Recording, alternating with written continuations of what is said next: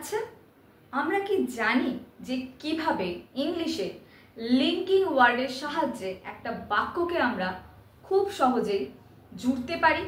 দুটো বাক্য একসাথে নিয়ে খুব সুন্দর একটা সেন্টেন্স আমরা তৈরি করতে পারি। আজকের ক্লাসে আমরা কিন্তু শিখে নেব সেই ধরনেরই কিছু ভোকাবুলারি বা সেই ধরনেরই কিছু লিঙ্কিং ওয়ার্ডস যেগুলো দিয়ে আমরা খুব সহজেই জানতে পারবো যে ইংলিশে কিভাবে আমরা সহজেই দুটো সেন্টেন্সকে লিঙ্ক করতে পারি অ্যাজ ওয়েল অ্যাজ একটা সুন্দর বাক্য তৈরি করতে পারি। Welcome back to my channel Pratik e learning school, where learning is a beautiful journey. তাহলে চলো আর বেশি দেরি না করে আজকের ক্লাসটি শুরু করা যাক। তবে ভিডিও শুরু করার আগে একটাই রিকোয়েস্ট, প্রথম থেকে শেষ অবধি ভালো করে দেখো।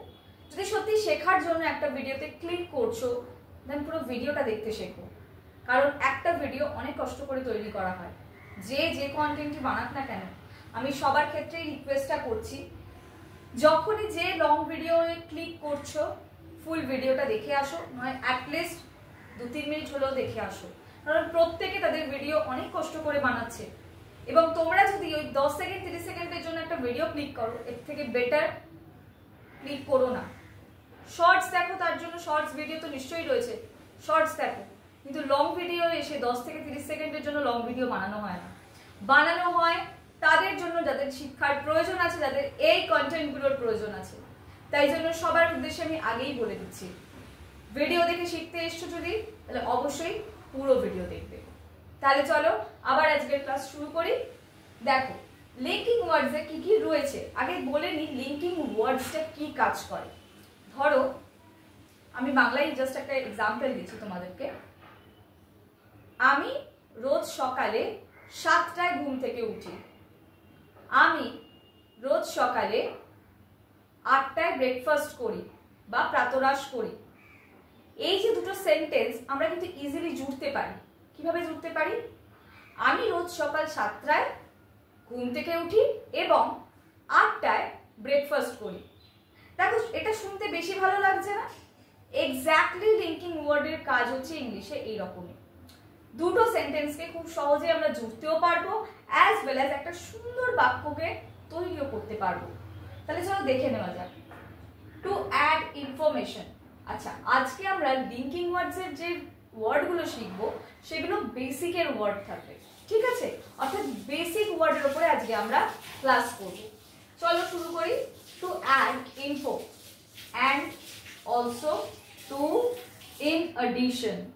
অর্থাৎ কোনো ক্ষেত্রে আমরা যখন ইনফরমেশন অ্যাড করছি তখন, বা কোনো ক্ষেত্রে হয়তো আমরা ইনফরমেশন দিচ্ছি, সেই ক্ষেত্রে আমরা এই ধরনের লিঙ্কিং ওয়ার্ডগুলো ব্যবহার করতে পারি, ঠিক আছে? সব ক্ষেত্রে আমরা অ্যান্ড অলসো না ব্যবহার করে ইন অ্যাডিশনেরও ব্যবহার করতে পারি, ঠিক আছে? নেক্সট হচ্ছে টু গিভ এক্সাম্পল। অর্থাৎ কখন আমরা এক্সাম্পল দিচ্ছি বা উদাহরণ দিচ্ছি, সেই ক্ষেত্রে আমরা কোন ওয়ার্ডগুলো ইউজ করতে পারবো সেটাই এখানে দেখে নেব। For example such as, like. যারা বেসিকে কথা বলছো, বেসিক কনভারসেশনস করছো, তারা ডেইলি এগুলো ইউজ করো, বেটার হবে, আরো বেটার ফ্লুয়েন্সিও বাড়বে। শুধু তাই নয়, বেটার ওয়েতে ইংলিশকে বলতেও পারবে। দেখো আমি আগেই বলেছি, প্রথম থেকে ফ্লুয়েন্সির পেছনে দৌড়বে না। ভাঙা ভাঙা থেকে যদি ইংলিশ বলতে শুরু করছো, তাহলে আগে চেষ্টা করো ইংলিশটাকে প্রপার ওয়েতে বলতে পারো, যাতে ঠিকঠাক করে জিনিসটাকে তৈরি করতে পারো। চেষ্টা করবে সঠিকটা আস্তে আস্তে করে যেন ধরে নিতে পারো, ঠিক আছে? নেক্সট হচ্ছে to show contrast. To show contrast মানেটা কি? হয় এটা নয় এটা, বা এরকম হতে পারে ব্যাপারটা যে একটা ইনসিডেন্ট রয়েছে কিন্তু আরেকটা ইনসিডেন্টও তার সঙ্গে রয়েছে। বোঝা গেল? তো সেই ক্ষেত্রে আমরা বাট, হাউএভার, অলদো এই ধরনের লিঙ্কিং ওয়ার্ডস গুলোকে আমরা ইজিলি ব্যবহার করতে পারি। নেক্সট কি রয়েছে দেখো, to show cause or reason. অর্থাৎ কোনো কিছুতে রিজন দেখানো, কোনো কারণ দেখানো, সেই ক্ষেত্রে আমরা বিকজ, সো, সিন্স এই ধরনের ওয়ার্ডগুলো ইউজ করে থাকি, ঠিক আছে? নেক্সট হচ্ছে to show result. Show, so, therefore, then. দেখো একটা জিনিস লক্ষ্য করে, এখানে রিজনেও আমি সো এর ব্যবহার করেছি, আবার রেজাল্টের ক্ষেত্রে আমরা সো এর ব্যবহার করেছি, ঠিক আছে? একটাই কারণ, সোয়েরই দুরকম ব্যবহার হচ্ছে। বোঝা গেল? আচ্ছা, এখানে হচ্ছে কি রেজাল্ট। রেজাল্ট যখন আমরা কোনো কিছুতে বা কোনো কিছুর ফলাফলের ক্ষেত্রে আমরা সো, দেয়ারফর, রেজাল্ট, দেন এই ধরনের ওয়ার্ডগুলোকে অ্যাজ আ লিঙ্কিং ওয়ার্ড কিন্তু ইউজ করতে পারি। তাহলে আর বেশি দেরি না করে চলো এই প্রত্যেকটার উপরেই আমরা একটা একটা করে এক্সাম্পল দেখে দিই।